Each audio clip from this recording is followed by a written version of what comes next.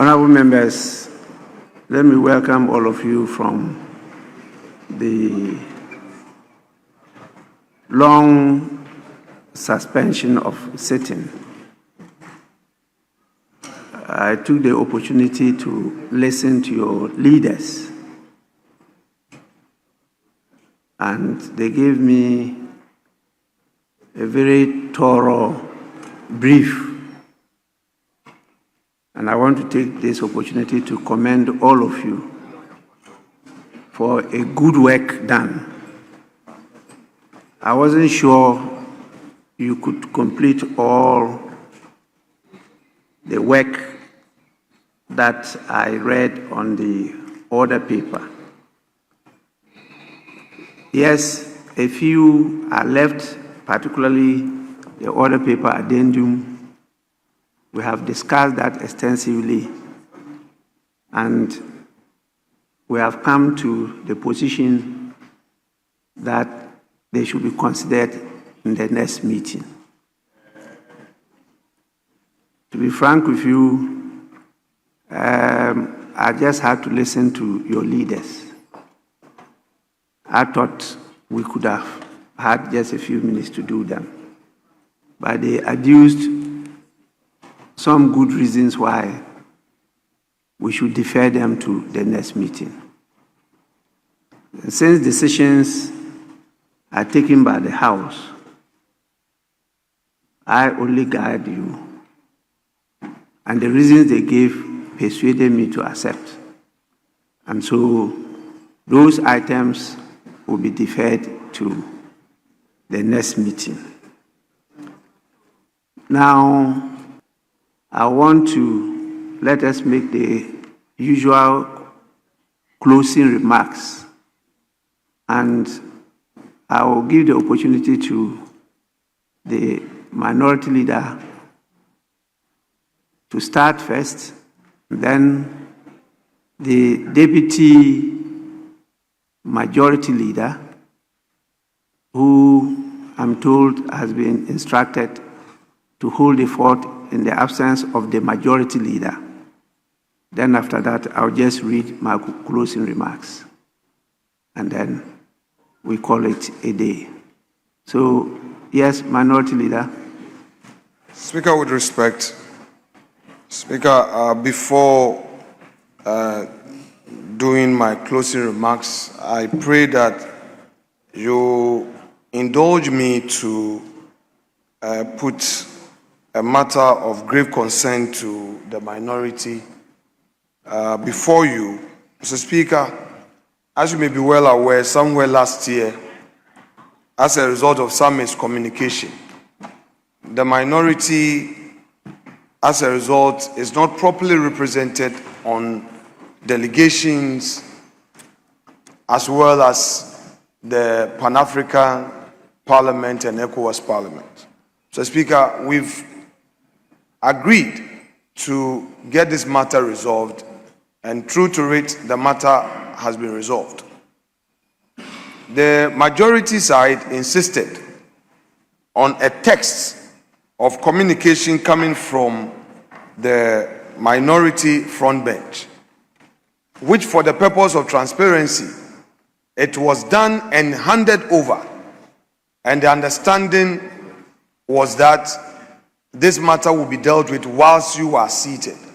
Mr. Speaker, indeed, the order paper had the matter advertised, and the majority leader insisted that he wanted the terms of the discussion scripted so that he would also have it on record in order not to entertain possible surprises.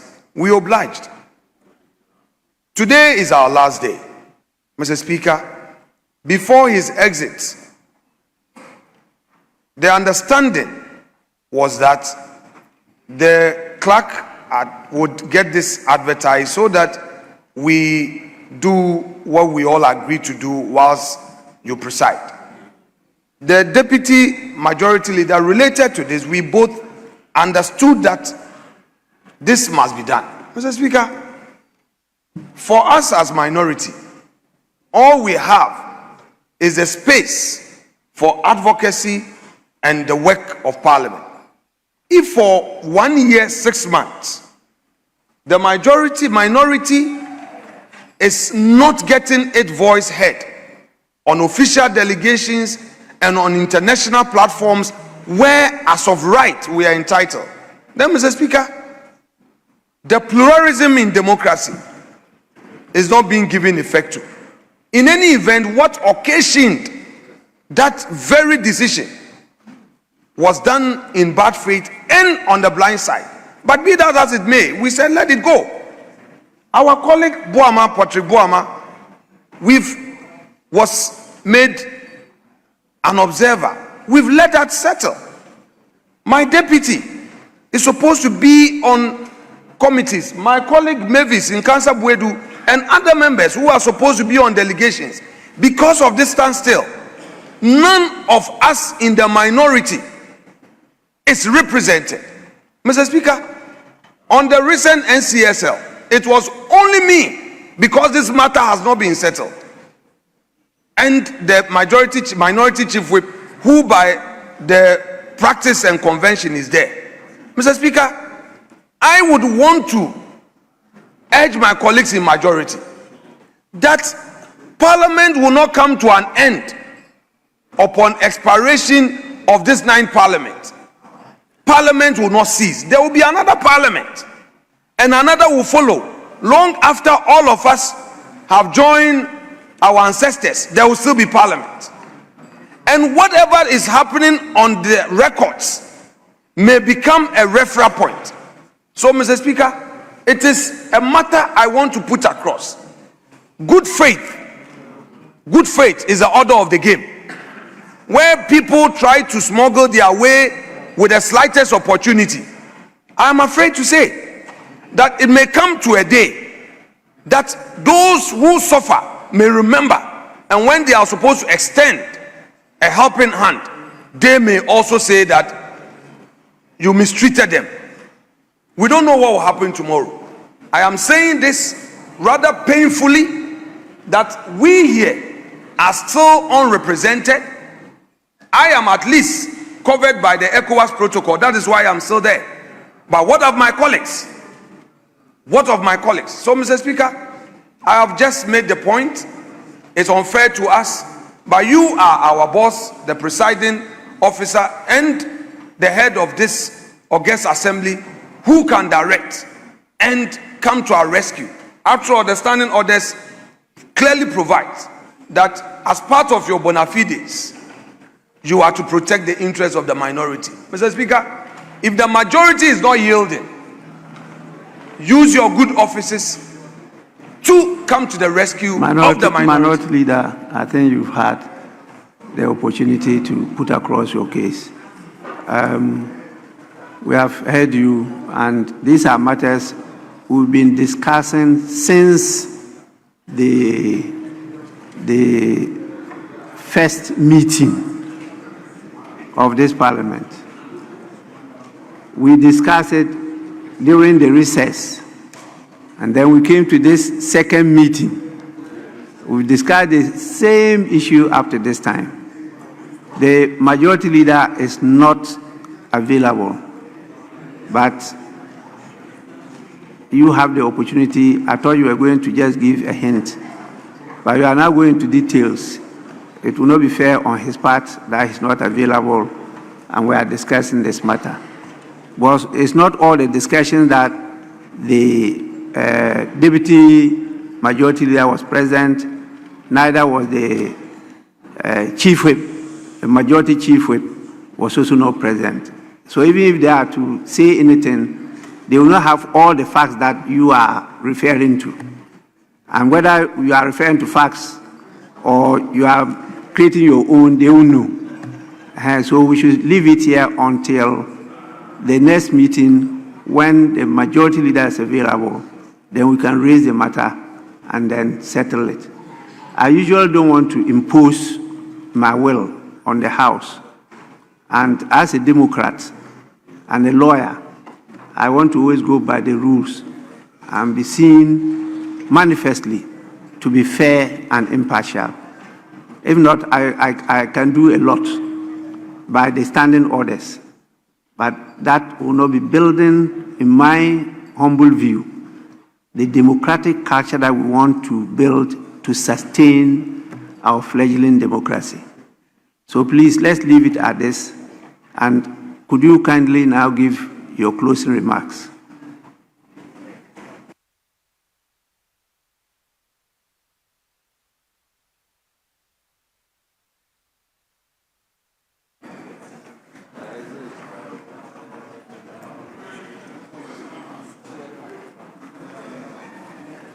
Mr. Speaker, thank you for this treasure space to make this closing remarks for and on behalf of my colleagues in the minority. I do so with a distinct honor and high privilege. Mr. Speaker, I precede my statement with a quote from President Theodore Roosevelt, delivered 23rd April 1910, in an address at the Sorbonne in Paris, titled Citizenship in a Republic, during his post-presidential tour of Europe. Mr. Speaker, President Roosevelt reminded the world of one enduring truth. Quote, "It is not the critic who counts, not the man who points out how the strong man stumbles, or where the doer of deeds could have done them better.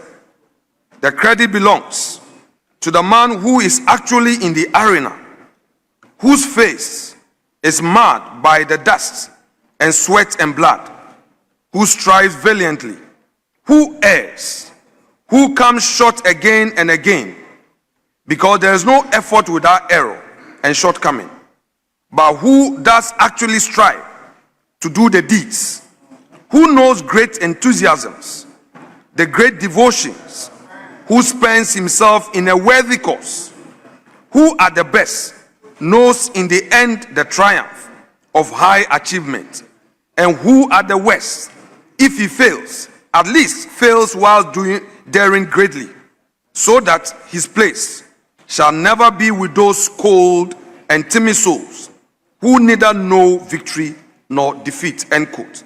Mr. Speaker, relying on these veritable words, I say to my colleagues in the minority side, let Roosevelt's words strengthen our resolve. We will be criticized, called names, and accused of opposing everything, but we must not retreat from our duty. We must continue to fight. Let's shoulder on, scrutinize and hold this government feet to the fire, because we were elected to defend the public interest, demand accountability, and speak for the people, even when doing so is difficult. Mr. Speaker, in the same light, the Clerk to Parliament, speaking at the launch of Parliament and You initiative on the 9th June 2026, offered a fitting reminder of the wider purpose of our work when he said, quote, "May today's constructive engagement and similar future endeavors secure for us and posterity the blessings of liberty, equality, opportunity, and prosperity." Mr. Speaker, end quote. These words should again guide us as minority as we bring this meeting to a close. Beyond our political differences, Parliament must remain a place where debate serves the public good and where our decisions protect the freedoms, opportunities, and future of the people we represent. Mr. Speaker and colleague members, there is a moment at the end of every meeting of this House when the noise settles and the only thing left is a record. Not the applause, not the headlines, the record. What we said, what we did, what we had the courage to name. So let me be honest with you today, colleagues, and through you, with the people of Ghana who sent us here. Not because it is easy, but because it is old. And let me be plain from the outset, Mr. Speaker, our republic under this NDC administration is not at all in safe hands.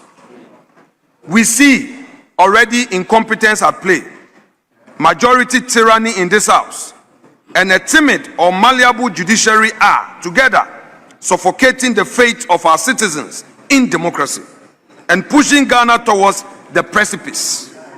That is the case this speech will make, point by point, before this house and before the nation. Speaker, but permit me to first acknowledge two important matters. One, a son of Anlo goes home today. Mr. Speaker, let me speak of matters that are outside and above politics.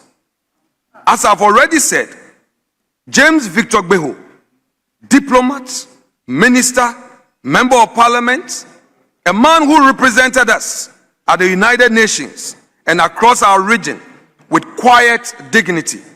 We do not always agree in this chamber about everything we do as political leaders, but we can agree that he served his country well. Rest well, Dumega, Mawu Nayirao. Then again, Mr. Speaker, on behalf of the minority, I extend condolences to the people of Dagbon. And in this same season of loss, a word to our brothers and sisters in Dagbon, mourning the passing of their overlord, the Jana. When Dagbon grieves, Ghana grieves, because the Dagbon stool carries, the Dagbon skin carries the memory of this whole nation. Today, in keeping with a tradition older than this republic, a regent was installed to hold Dagbon steady until final rites are performed and a new Yana takes the skin. To the chiefs, elders, and the people of Dagbon, the minority honor the dignity of this moment and hold you in our prayers. Speaker, let me now refer to the June disaster. Who will answer? There is a call. Now, Mr. Speaker, as I promised at the outset, there is no harder place to start than here. On June 29 this year, this country was hit by flood and fire. NADMO's own figures tell us at least 34 Ghanaians died and 6 went missing. 18 in the central region, my own home region. 12 in the greater Accra, the region that hosts this parliament. And 4 in Volta region, my paternal home region. Mr. Speaker, it is easy for numbers to become just numbers. They are not. They are citizens who did not come home. But silence is not an answer. It has been weeks, not a single official has stood before this country and simply said, I failed. I am responsible. I resign. There was a task force set up before the rains ever came, with time to prepare and a mandate to protect our people. We believe that if it had done its job, some of those 40 persons might still be with us today. Maybe not all, but some. So let us be clear about what we are asking for. Not a witch hunt, an answer. Every member of that task force must be hauled before the appropriate committee of this house and account in full for what they did. Ghanaians buried their dead in June. The least we owe them is the truth in July. Mr. Speaker, colleague members, this is not the only silence this government owes us an answer for. A state-owned helicopter fell from the sky, killing high-ranking state officials and army personnel. To this day, no one in this government has accepted responsibility. A routine recruitment exercise for the Ghana Armed Forces turned into carnage, killing at least 6 young women who had simply come seeking to serve their country. To this day, no one in this government has accepted responsibility. Mr. Speaker, 3 tragedies, 3 sets of graves, and not one word of ownership from this government. This house cannot allow this silence to stand. We insist as minority without qualification that both the helicopter crash and the death of those young women at the recruitment exercise be subjected to the same full parliamentary investigation we demand for the June floods. Not a quiet internal memo, not a press statement issued and forgotten. A proper inquiry of this House with power to summon, to question, and to publish. Mr. Speaker, now it is obvious that numbers do not add up. If this government cannot give us straight answers on matters of life and death, we should not be surprised that it cannot give us straight numbers either. On the 23rd of July, the finance minister gave us mid-year budget review. A speech this House is asked to enter word for word into our official Hansard as a record for history. That is a serious honor. It should come with a serious duty to get the numbers right.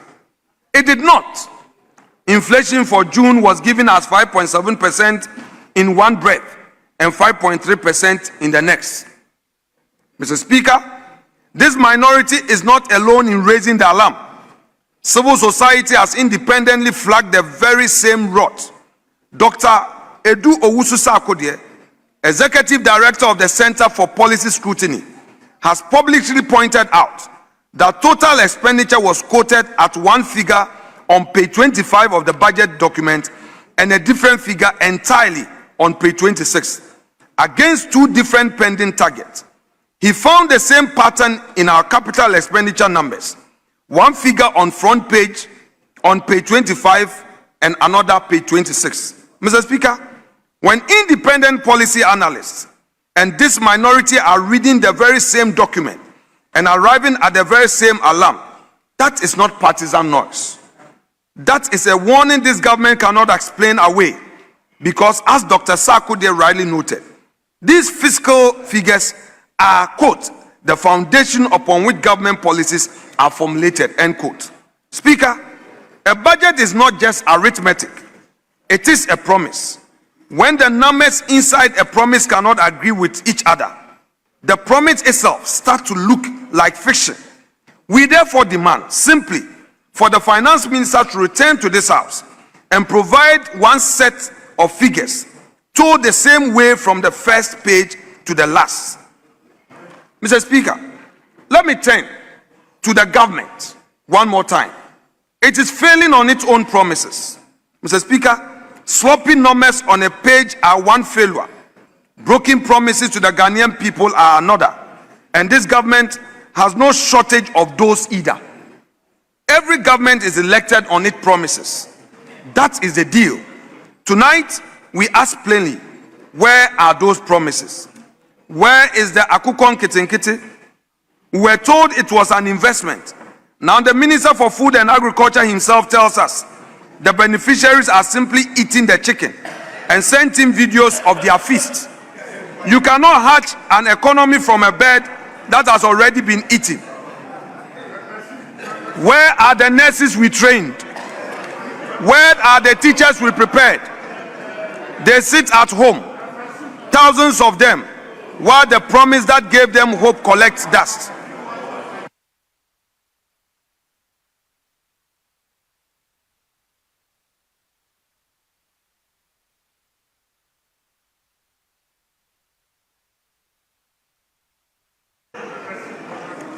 They sit at home, thousands of them, while promise that gave them hope collect dust.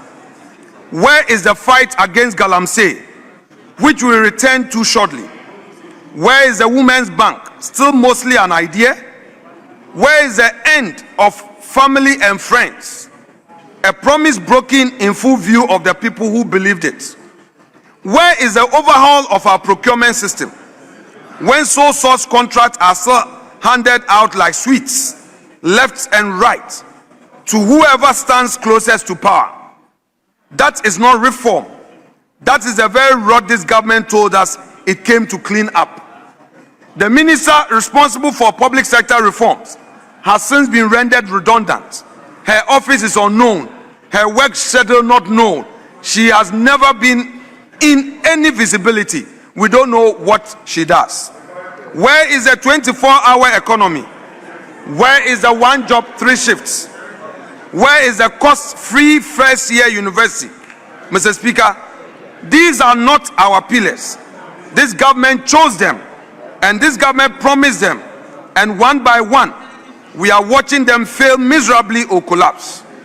Ghanaians did not vote for slogans. They did not vote for crass incompetence. They voted for delivery. Tonight, this government owes them an answer, not another speech, which will likely come from the deputy majority leader. Mr. Speaker, let me turn to the tribunal bill.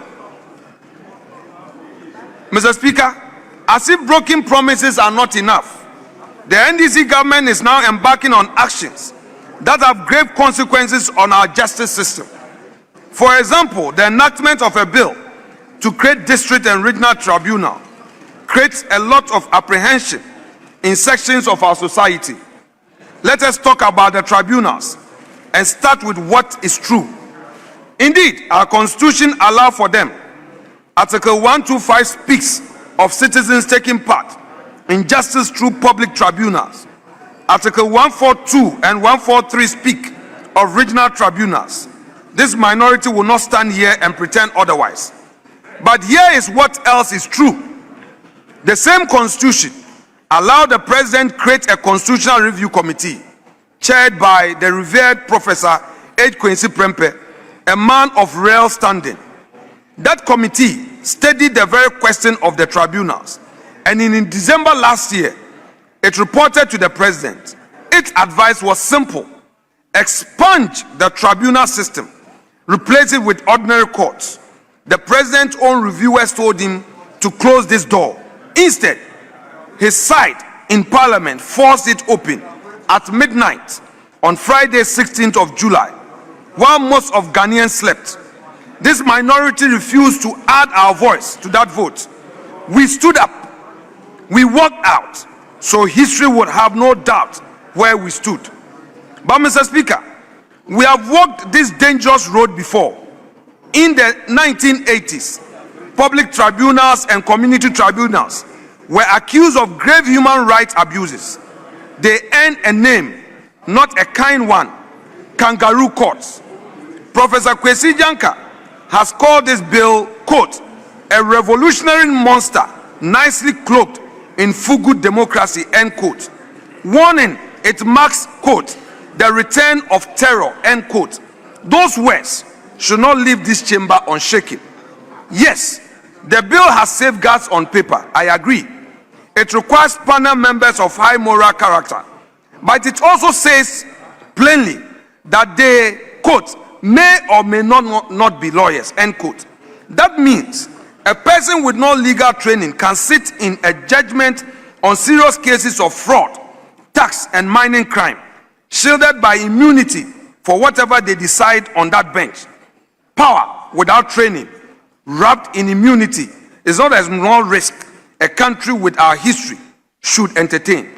If today the Court of Appeal says High Court judges are making mistakes in applying the law, what will non-judges do when people are hauled before them?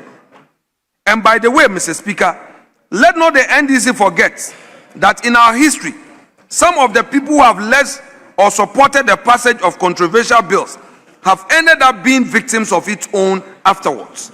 So, standing firmly behind our flag bearer, Dr. Mahama, we the minority say to President Mahama, do not sign this bill. Send it back. Listen, for once, to your own committee. A tribunal bill to be used against your opponent today can be turned on you tomorrow. Nobody wins that game. Only the law loses. Mr. Speaker, kindly permit me to place on record that we are aware of the government position paper on the proposed constitutional changes being canvassed by the administration following the work of the Prempeh Committee. This is a serious and delicate matter which we will study thoroughly with our national party and respond to properly at another time. Mr. Speaker, let me now turn to the harassment of political opponents. We say to the NDC government, stop the harassment of the opposition. Mr. Speaker, a tribunal that can be turned on political opponent does not exist in isolation. It sits alongside a pattern this minority has watched grow all year, and we cannot leave this chamber this evening without naming it plainly. Members of the New Patriotic Party, including MPs from the minority, have been maliciously targeted and harassed simply for holding different views, using the investigative and prosecutorial powers of the state. We say without apology that this is both dangerous and wrong. A government that fears its critics has already told us something horrifying about itself. It is inflicting a new culture of silence on this nation.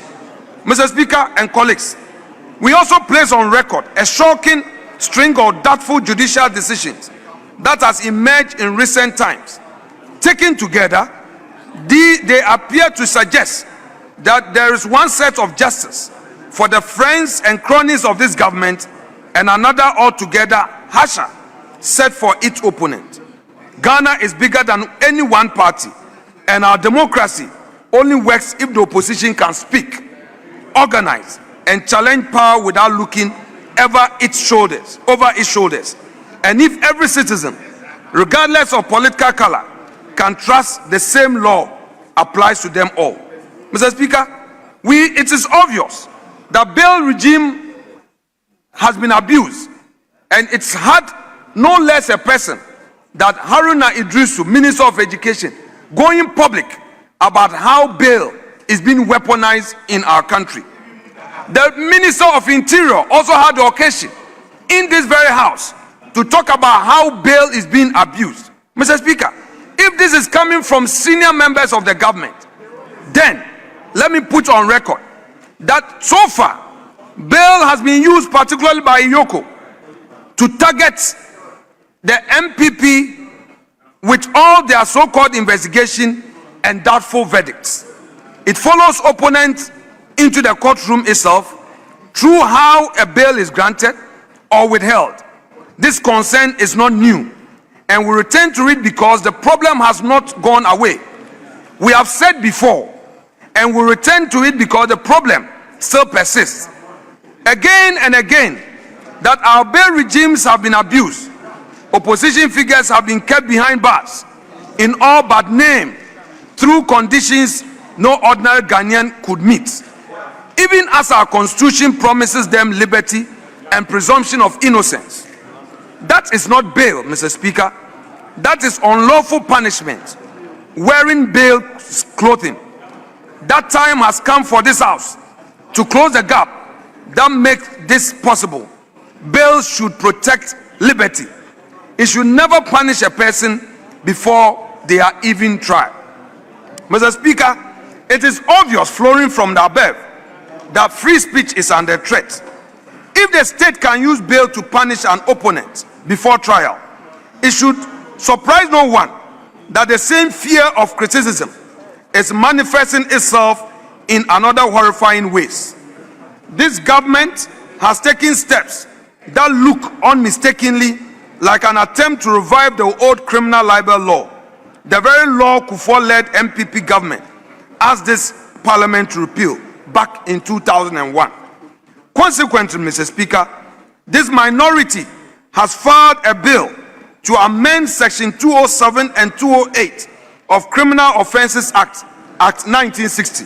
Mr. Speaker, our proposed private members' bill was ferried to your office, and we pray that upon our return in October or soon thereafter, the minority will have the opportunity to pursue this private members' bill on this House floor. We call on our colleagues in the majority not to stand in our way or think of today's pleasures and convenience and say no to the amendment, for it will be for their own good and for their own future interests.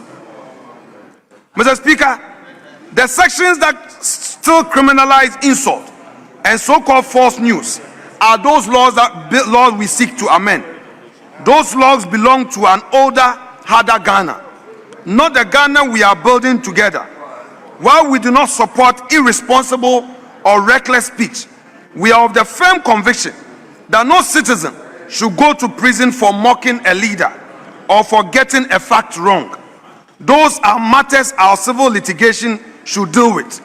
We ask our colleagues opposite again and again to join hands with us in this worthy endeavor. Mr. Speaker, let me set my eye on the broken promises of the NDC one more time. They promise a reset governance, but what do we see? Silencing citizens is one betrayer. But the biggest betrayer of all sits behind everything I have described tonight, and it goes by a single word this government campaign on: reset. They promise to fight corruption without fear and without favor. Ghanaians believed them and voted for that promise. So let us ask honestly what we got instead. We have watched the prosecutorial powers of this state become a shield for the well-connected and the sword-wielded against their opponents. Serious cases, once actively pursued against NDC loyalists and allies under the Nanado government, have gone quiet or vanished altogether. Meanwhile, the same power has moved straightly against members of the New Patriotic Party to mount bogus and politically motivated trials. Mr. Speaker, nowhere is this clearer than in the questionable acquittal of Madam Sedinam Tamaklo of the NDC.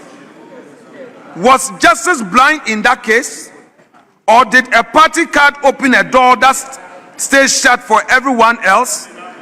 We have seen a hurriedly written press statement suggesting the Attorney General intends to appeal the decision. The same Attorney General who did a terribly poor job in defending the interests of the Republic at the Court of Appeal? No, we do not have a shred of confidence in the current Attorney General and his deputy in this matter. A so-called reset, only reset in one direction, leading to the removal of a Chief Justice. It is recalibration of George Orwell's Animal Farm, wearing the language of reform. Mr. Speaker, the Galamsey menace, a tale of two standards. Nowhere is it that one directional reset clearer than in the fight or the absence of one against Galamsey. In March this year, President Mahama stood before organized labor at Jubilee House and he was candid. He said he does not, quote, kid, end quote, himself, that his own people are free of Galamsey, describing how illegal operators simply switch loyalty whenever new government arrives. That is the president's own account, not ours. It tells us he knows names, or at least he knows networks. Yet, as of today, the Attorney General has not even taken a statement from the president to learn who those people are. No investigation, no prosecution.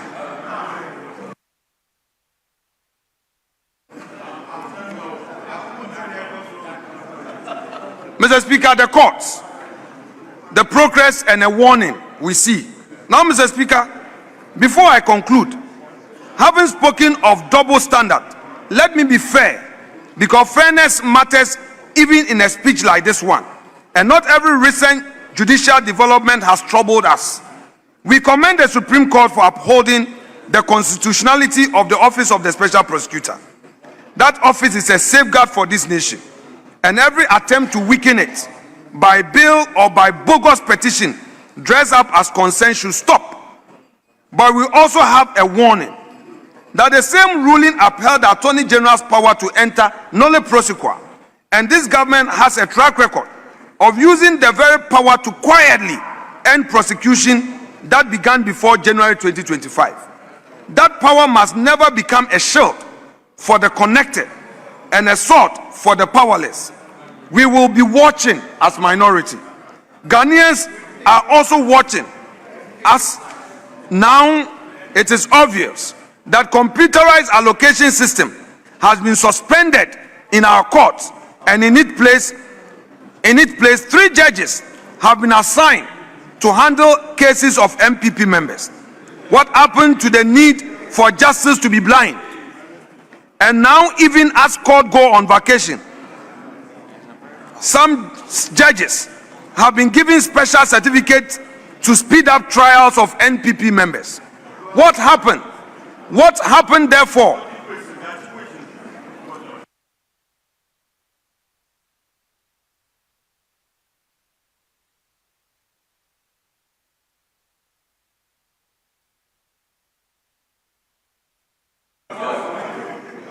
Mr. Speaker, what our current justice delivery system has forgotten is that lawyers are entitled to their vacation, just as judges are entitled to their vacation. And clients, accused persons, litigants are required to freely choose their lawyers. What is the justice delivery system telling all of us? This comes after various NDC officials have been freed or given nolle prosequi, filed to ensure they do not open their defense in court. It is now one system of justice for NDC members and a different one for non-NDC members. Mr. Speaker, in a matter of the Supreme Court ruling abolishing the one man, one vote for presidential primaries, Mr. Speaker, by way of the delegate system, the party to which the minority caucus belongs has stated its position clearly. At our last conference in Legon, the party decided to eventually open up to the one man, one vote, starting with 40% expansion in the delegate system. This new decision is a call on us to fast track the process, and we will. Mr. Speaker, let me take this opportunity to say that I have covered a great deal of ground tonight, and before I take my seat, let me say what should always be said. Regardless of how difficult a meeting has been, thank you, and to your deputies for presiding over this house through this meeting. Your first deputy speaker has had difficult times, but in all of it, he managed to steer the affairs of this house. Mr. Speaker, we call upon the first deputy speaker to do more to embrace all of us, particularly we the minority. I want to say a big thank you to my colleagues, particularly those in leadership, on every side of this chamber, for showing up and doing your work. Mr. Speaker, let me, for emphasis, say to the young MPs, the first-timers, often called the backbenchers, I have observed the industry of many of you. Keep it up. Keep reading the rules. Commit to parliamentary work. You are writing your own history. Don't give up. You will see frustration. You will be intimidated, sometimes by your seniors, but it is part of the game.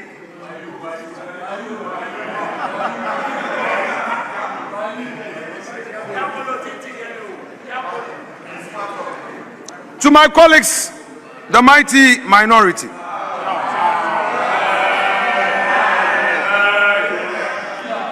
thank you for your dedication. And to the parliamentary service staff, led by Mr. Ebenezer Huma Jetro, I say to you, thank you. Table office, thank you for your hard work, making it possible for us to undertake our work in this chamber. For all those who assist parliamentary service staff, on behalf of the minority caucus, I say a big thank you to you. And to the press, who carry our words from this chamber to the doorstep of every Ghanaian. A free press is not a convenience. It is the lifeblood of everything we are trying to build. I say to you, the press, thank you very much. We, the mighty minority, are grateful to you. Mr. Speaker, colleague members, as we rise sine die, I want to leave you with this. We stood for the dead in June, we the minority, not you anyway. We stood against tribunal built for revenge, not you. You betrayed the people of Ghana. We stood for free speech and free press, not you. We stood against C0llapse, not you. wherever its heights, and for our courts that hold every Ghanaian to the same standard, including the government of the day. Mr. Speaker, when we weigh all of this together, one picture emerges, and it is the same picture I named when I rose to speak tonight. Executive incompetence, because this government has failed on almost every measure that matters to the ordinary Ghanaian, on the economy, on its own promises, on protecting our people from disaster, on delivering the reset it promised us. The majority tyranny in this house, because a tribunal bill its own reviewers warned against was forced through at midnight, and dissenting voices have been met with harassment rather than argument, and the judiciary too often timid or malleable, because the same law appears to move at different speeds for different Ghanaians, depending on whose side they are on. Yet on one thing, and one thing only, this government has shown real creativity and real discipline, finding ever more inventive ways to shield family members, friends, and cronies associated with it from long arm of the law. That is not governance. That is self-preservation dressed up as leadership. But let this government hear us clearly. No matter how long it takes, the day of accountability will come, and that day will be after the 2028 elections.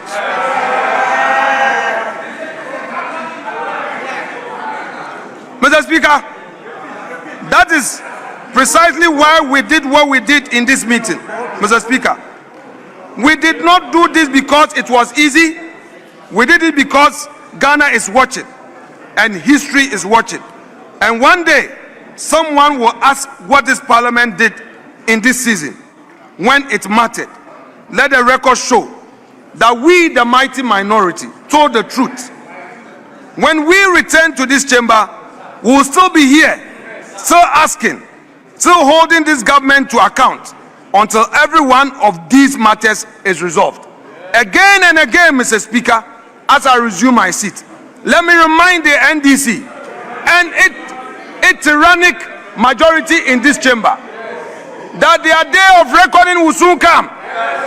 2028, they will lose the election, and come 2029, they will be held to account.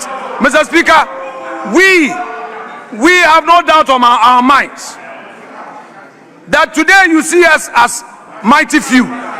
Tomorrow, we are going to be the majority, whether you like it or not. Thank you very much, Mr. Speaker.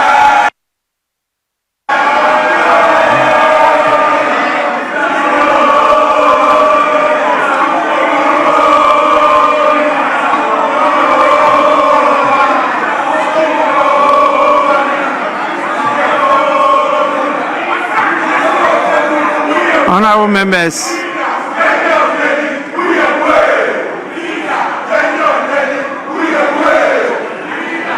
honorable members, honorable members, let us now listen to the deputy majority leader.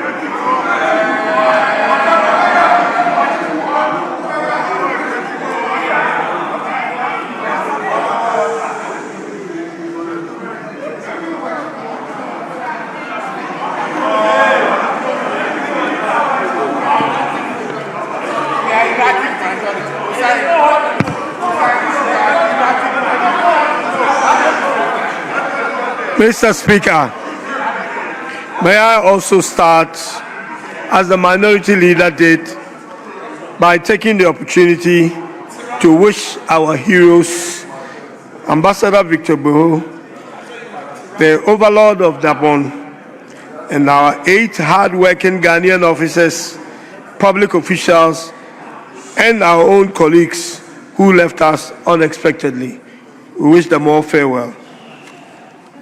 Mr. Speaker, I appreciate the opportunity offered me to make these few remarks to give account of the business conducted by the House during this meeting. I first express my profound gratitude to the Almighty God for his guidance and protection throughout the meeting. I also express my appreciation to the chair, honorable colleagues in leadership, and fellow honorable members for their patriotism, dedication in their swift response to the business of the House. Mr. Speaker,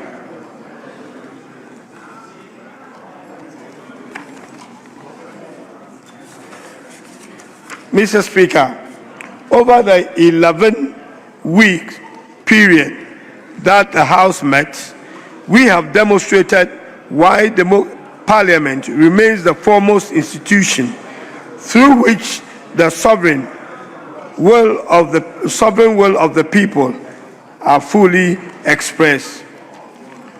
Mr. Speaker, the House has deliberated passionately, disregarded robustly, scrutinized diligently, and legislated responsibly.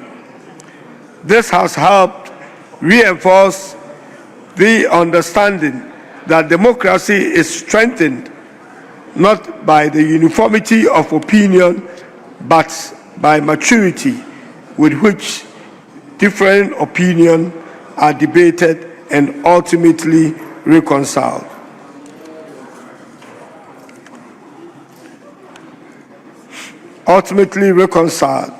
And debated for national interests. Mr. Speaker, throughout this meeting, Parliament has remained faithful to its constitutional mandate of legislation, deliberation, representation, and oversight. The business before the House has been extensive, demanding, and consequential. Yet, throughout the collective commitment of members on both sides of the aisle, we have discharged our responsibility with dedication and a deep appreciation of the trust reposed in us by the people. Mr. Speaker, this meeting has been characterized by an intensive legislative agenda that reflects the commitment of government to strengthen our legal framework while responding to the evolving aspiration of the nation.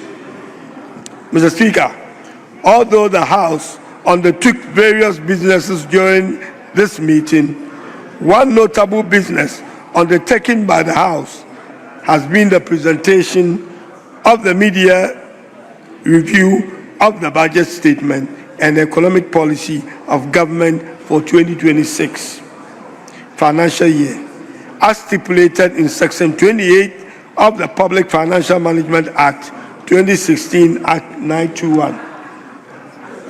Mr. Speaker, this mandate was undertaken by Honorable Dr. C0llapse, the formidable Minister of Finance, at the behest of the President of the Republic. The media review clearly demonstrated that under the leadership of His Excellency President John Dramani Mahama and Dr. Atufosson, the country's economy has moved from macroeconomic stability to sustained economic growth while maintaining fiscal discipline. This clear manifestation of this macroeconomic progress is the unprecedented decline of inflation from 22.85% in 2024 to 5.3% in 2026. The government has also successfully concluded the extended credit facility program with the International Monetary Fund and met all the international financial commitments and obligations, making it attractive to international investment. The presentation of the mid-year fiscal policy review and the rigorous debate that followed demonstrated the unwavering commitment of Parliament to prudent fiscal oversight and responsible economic governance. The constructive contributions made by members from both sides, majority and minority caucus, enrich the national discourse and reaffirm the central role of Parliament in safeguarding the economic future of our republic. The mid-year fiscal review presented to this House reflected the continued effort of government to strengthen domestic revenue, manage public expenditure responsibly, and create conditions necessary for sustained economic growth. Recent improvement in macroeconomic indicators, the gradual moderation of inflationary pressures, increasing investor confidence, and renewed optimism with the business community provide further evidence that Ghana's economy is steadily regaining its footing. Mr. Speaker, while much work undoubtedly remains, these positive developments should encourage us all to remain steadfast in our shared commitment to economic transformation. Mr. Speaker, legislative productivity remained at the heart of our work. During the meeting, 16 bills, including 4 private member bills, were introduced before this House. The House successfully passed 8 bills while carefully considering several others at various stages of the legislative process. Among these legislative milestones that the House achieved were the passage of the following important bills. 1. The Community Bill 2026, which introduced more restorative approach to criminal justice. Number 2, the Maritime and Related Offences Bill, which strengthens Ghana's maritime security architecture. The National Defense University Ghana Bill 2026, which reinforces our national security and defense education framework.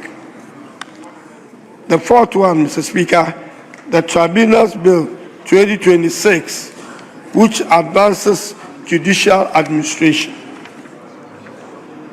The 5th one, the Customs Bill, which strengthens customs administration, safeguards national revenue, and facilitates legitimate trade and enhance the efficiency and competitiveness of our ports and borders.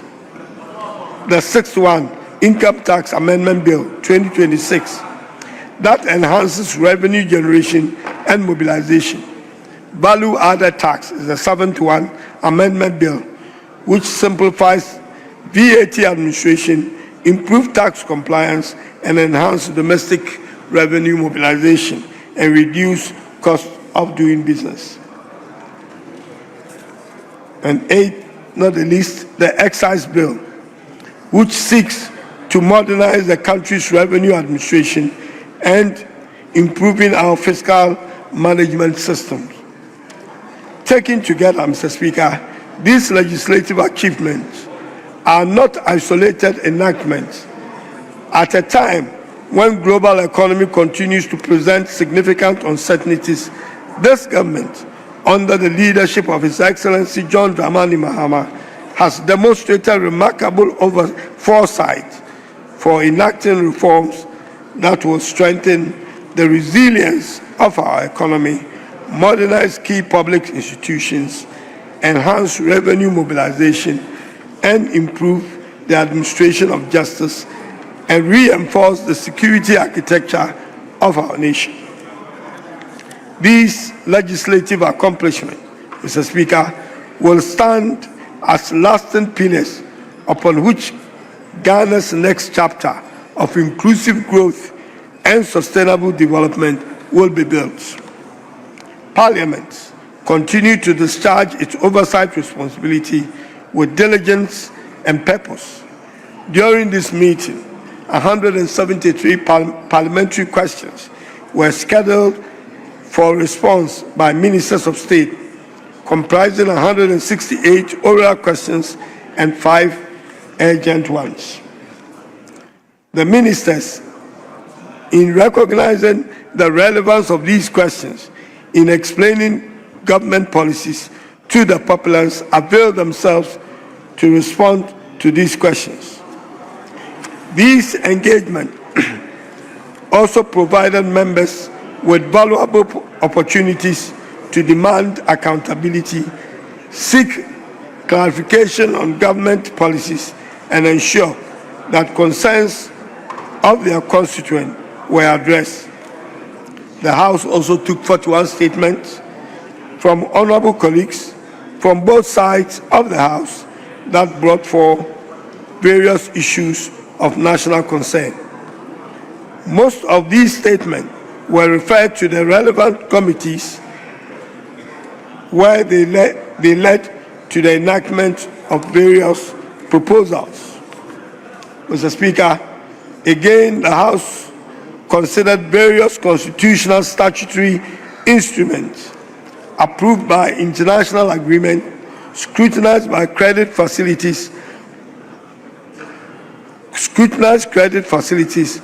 power purchase agreement, multi-year expenditure commitment, and bilateral cooperation agreement, which are all aimed at advancing Ghana's development agenda while ensuring transparency and accountability in public administration.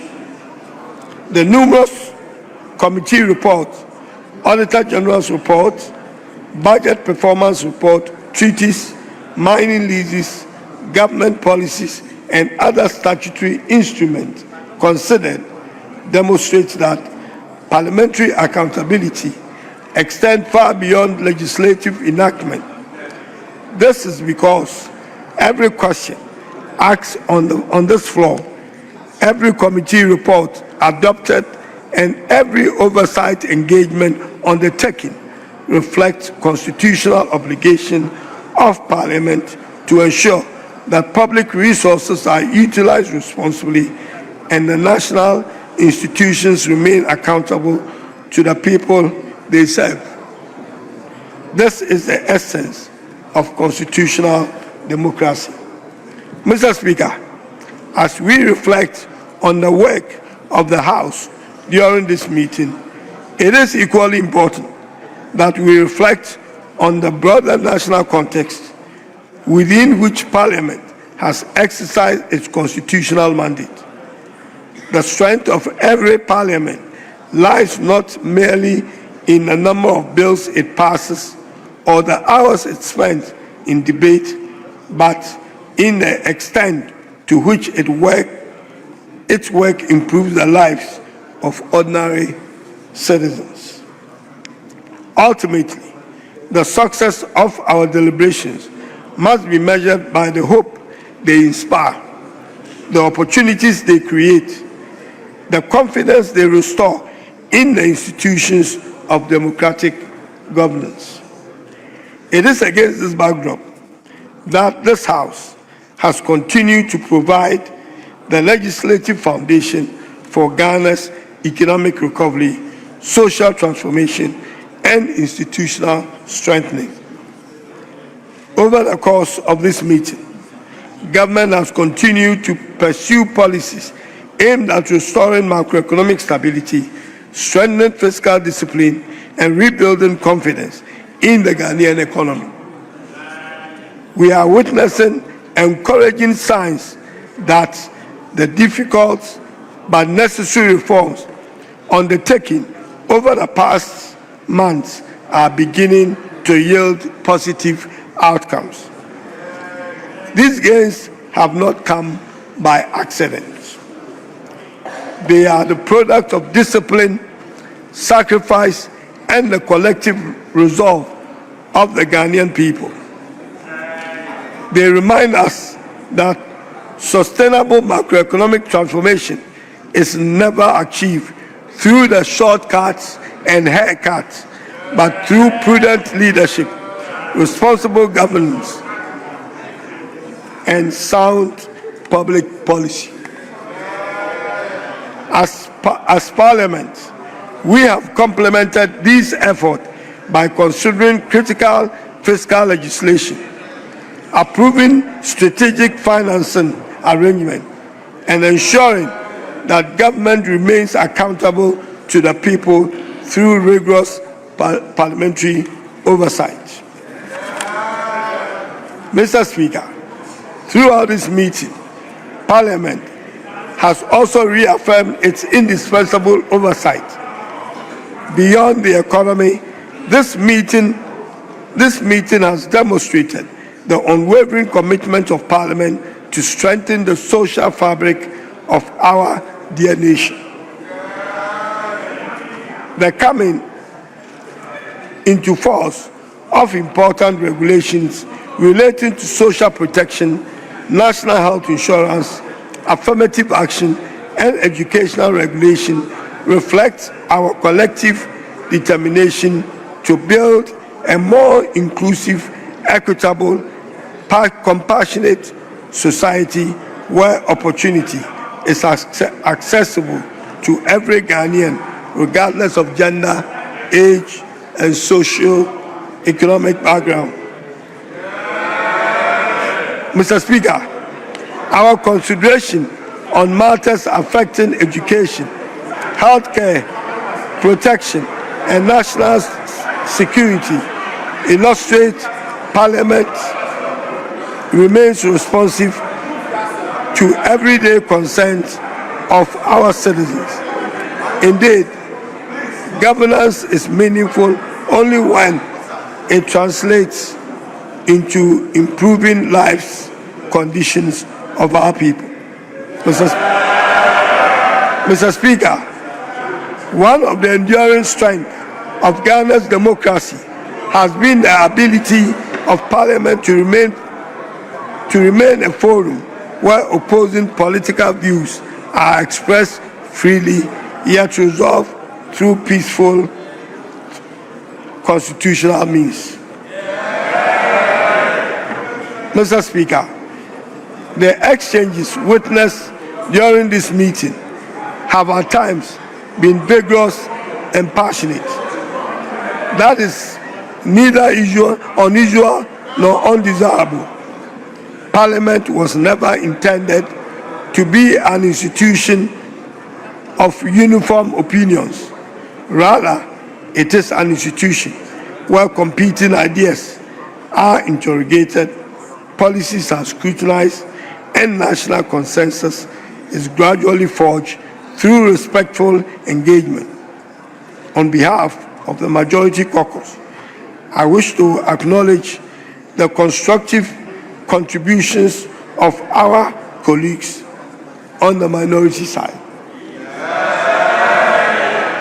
While we may not always agree on everything or every issue before this House, our shared commitment to constitutional governance and democratic accountability continues to unite us as representatives of one people with one destiny. I am pleased that throughout this meeting, despite our political differences, Parliament continues to function effectively in the national interest. Mr. Speaker, kindly indulge me to express our deepest appreciation to you for the exemplary leadership you have provided throughout this meeting. Mr. Speaker, your ability to steer often difficult proceedings with wisdom, patience, and impartiality deserve gratitude of every member of this House. I equally commend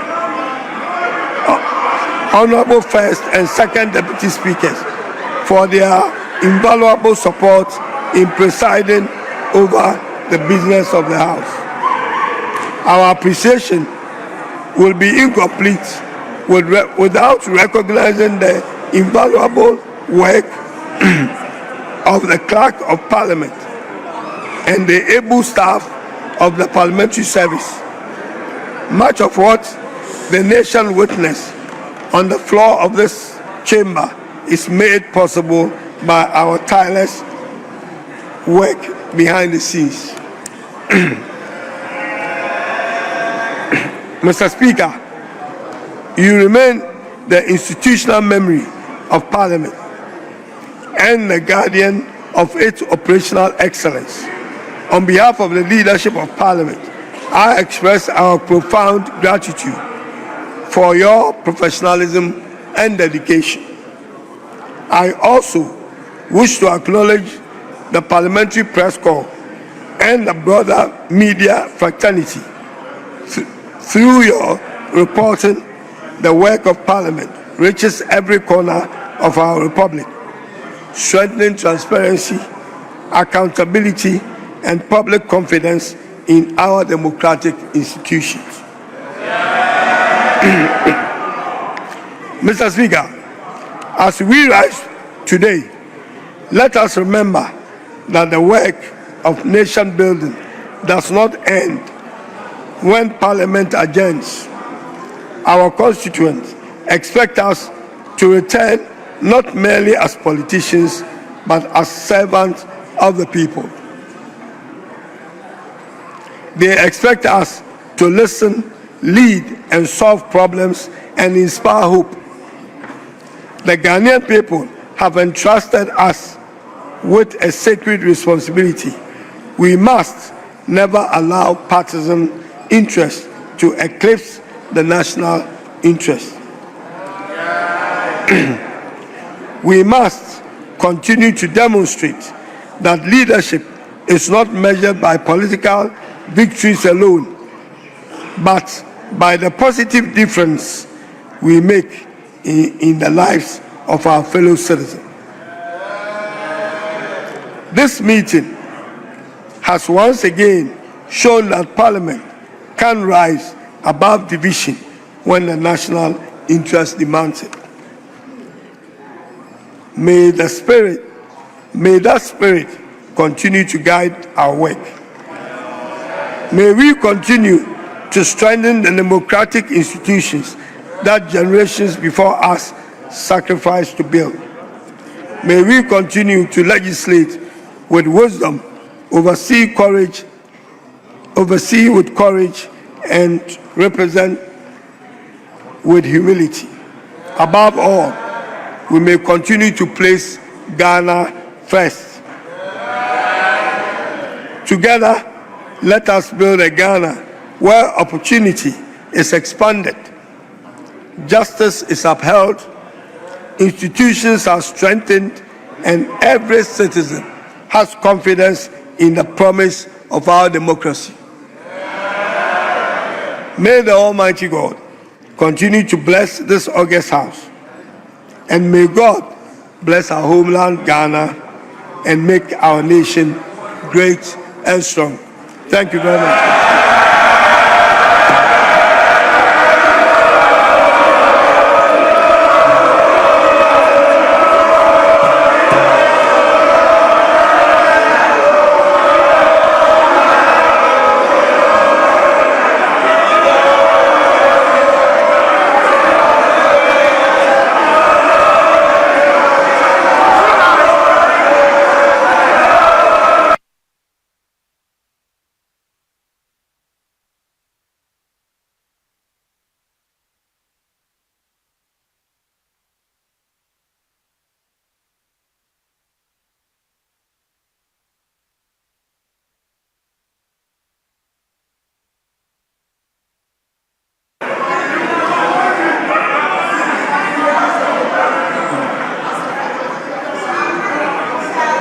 Honorable members,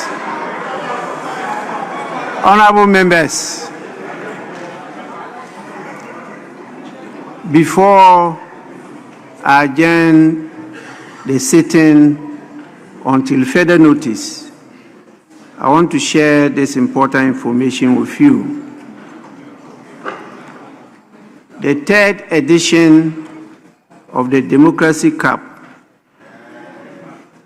one of the flagship initiatives of this House, aimed at promoting sportsmanship, strengthening democratic values, and fostering national unity is due to come on Friday, 28th August 2026 at the Baba Yara Sports Stadium, Kumasi. There will definitely be curtain races. One will be between members of parliament and members of the executive. The main match is between Kumasi, Ashanti Kotoko, and Accra Hearts of Oak.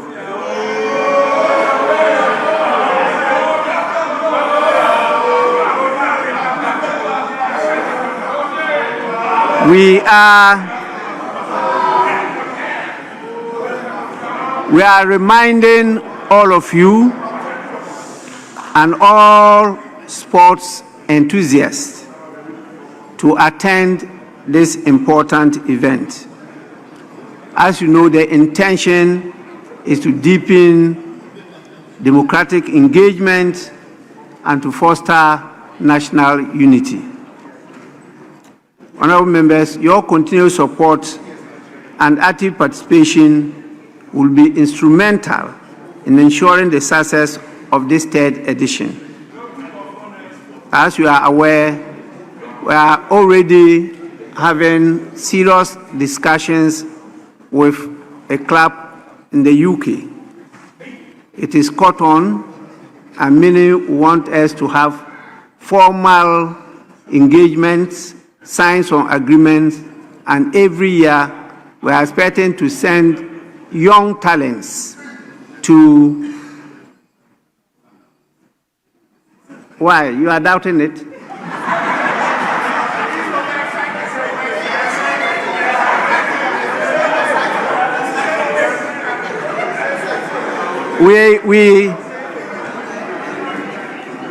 The Sunderland Football Club, the owner and chairman himself led a delegation here to our parliament to discuss and to start the negotiations. So they have an academy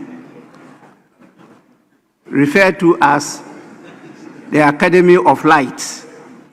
And that is where light, not life, light. And that is where Baby Jet and others were groomed to become the stars that you have. So we are entering into a formal engagement with them, and we also use it for tourism, where we are trying to get them to, in all their paraphernalia, put Visit Ghana. And so you see in their jerseys, Visit Ghana.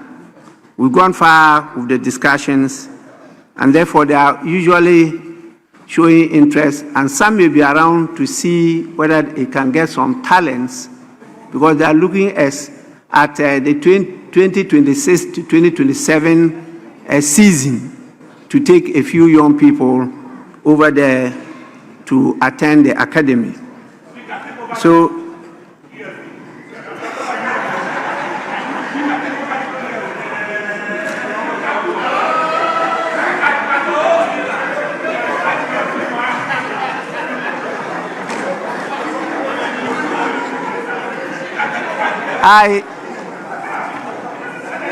I don't have that intention at all. The GFA is very supportive. The Ministry of Finance and the Ministry of Sports and Recreation, together with some private sector participants. In fact, the main sponsor is from the private sector. It's not being sponsored by Parliament. So we are leading under my canopy to get this done. But I'm not interested in being a member or even an executive member of GFA at all. Honorable members, with this, I proceed to adjourn the House sine die.